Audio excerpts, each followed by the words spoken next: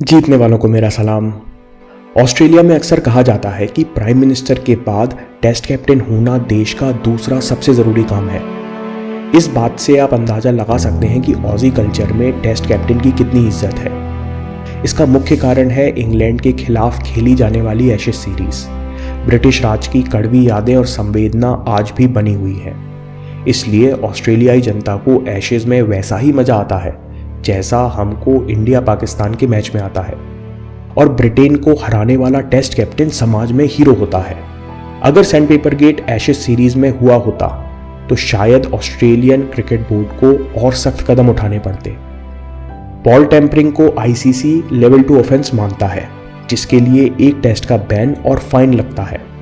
लेकिन जब Steve Smith ने प्रेस कॉन्फ्रेंस में माना कि बॉल की कंडीशन बदलने के लिए बॉल को सैंडपेपर से घिसने का प्लान टीम के लीडरशिप ग्रुप ने बनाया था, तो ऑस्ट्रेलियन सोसाइटी को जोर का झटका जोर से लगा। प्राइम मिनिस्टर ने खुद क्रिकेट ऑस्ट्रेलिया से कठिन निर्णयात्मक कदम उठाने की उम्मीद जताई।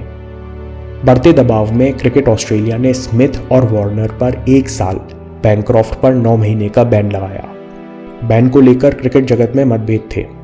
एक क्रिकेटर कहते हैं कि क्या हर बॉलर सीने पे हाथ रखकर कह सकता है कि उसने कभी बॉल टेम्परिंग नहीं की। वहीं दूसरी जगह सचिन तेंदुलकर साहब का कहना था कि जीतने से ज़रूरी है कि आप कैसे जीतते हैं।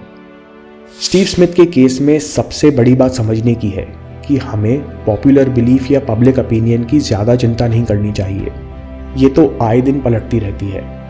जब सैंडपेपर स्कैंडल सामने आया तो हमने समझ लिया था कि इस प्लेयर का करियर अब मुश्किल में पड़ गया है। लेकिन एक कहावत है, what doesn't kill you makes you stronger. जो भी आफत आपकी जान नहीं लेती वो आपको ताकतवर बना देती है। ऐसा नहीं कि स्पोर्ट्स में लोग वापसी नहीं करते, लेकिन हमको समझना चाहिए कि ये फाइट अमंग्स द इक्वल्स है। ये बराबरी की लड़ाई है जहां जल्दी उठने का मौका नहीं मिलता। गिर के वापस उठने के लिए दृढ़ संकल्प चाहिए। स्टीव स्मिथ ने टेस्ट में वापसी की, वो भी इंग्लैंड में हो रही एशेज सीरीज में। जब वे मैदान पर आए तो इंग्लिश फैंस उनसे कुछ बातें कह रहे थे। एक समय था जब ऑस्ट्रेलिया का स्कोर था 122 पर 8 विकेट। स्मिथ ने आखिरी 2 विकेट्स पर 162 रन की पार्टनरशिप खेली और ऑस्ट्रेलिया को असम्मानजनक स्थिति से बाहर निकाला। इंग्लिश फैंस की बूइंग और मखौल के बीच स्टीव स्मिथ की दोनों इनिंग्स में सेंचुरी से उनका मेंटल स्ट्रेंथ, कैरेक्टर, स्किल और दृढ़ निश्चय सामने आया। एक सच्चे चैंपियन की तरह वो आखिर तक लड़ना पसंद करते हैं, ये भूलकर कि आलोचक हमेशा उनको उनकी गलतियां याद दिलाते रहेंगे।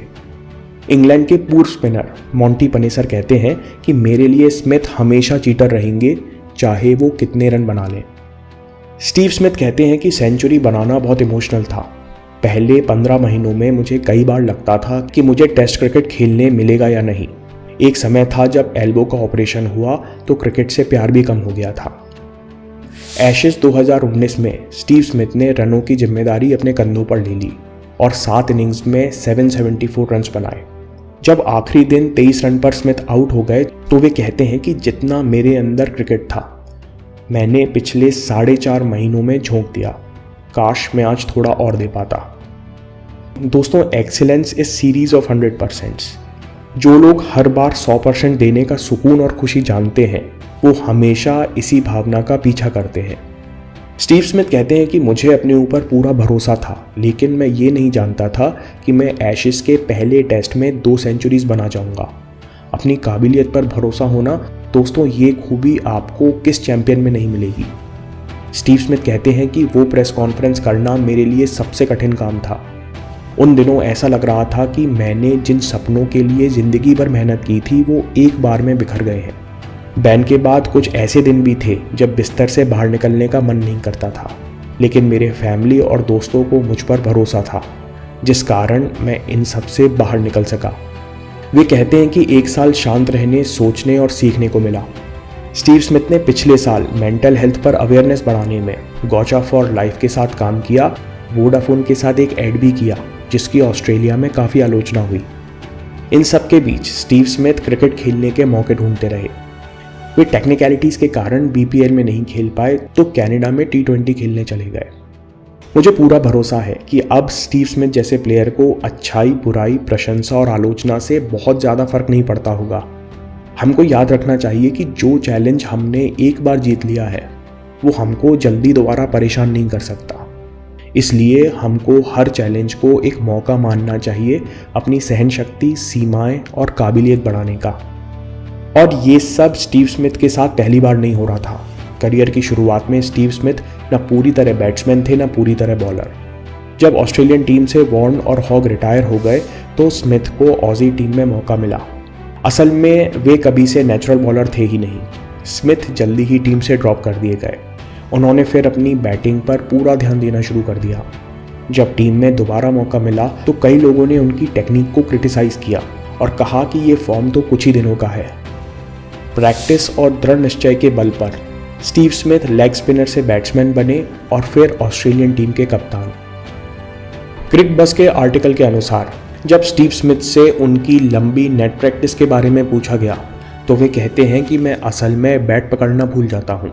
उस फीलिंग को वापस पाने में कभी 10 बॉल तो कभी पूरा सेशन लग जाता है, इसलिए नेट सेशन लंबे हो जाते हैं। बात पचाने में मुश्किल होती है, लेकिन इसमें कोई दो राय नहीं कि प्रैक्टिस में स्टीव स्मिथ पूरी जान झोंक देते हैं। एशेज के पहले टेस्ट की तैयारी करते समय नेट प्रैक्टिस के दौरान स्टीव स्मिथ खुद से दोहराते सुने गए, better tomorrow, better the day after and better the day after that. कल बेहतर, अगले दिन बेहतर और उससे बेहतर अगले दिन।